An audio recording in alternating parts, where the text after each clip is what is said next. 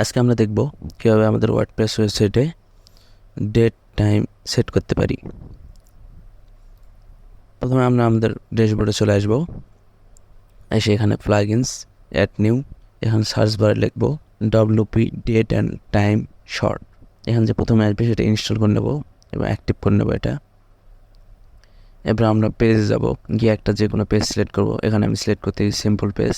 এখানে আমরা নিচে যাব, গিয়ে আমরা প্লাস সাইনে ক্লিক করে আমরা এখানে লিখব শর্ট। এখানে আমাদের একটা সিম্বল দেখাবে শর্ট কোড। এখানে আমরা একটা শর্ট কোড বসাবো, যেটা আমরা লাইব্রেরি ফাংশন থেকে নিয়ে আসতে পারবো। এবার আপডেট করে দেই এবং ভিউ পেজ ক্লিক করি, তাহলে আমরা দেখতে পারবো। আচ্ছা, জুন 90, 2023।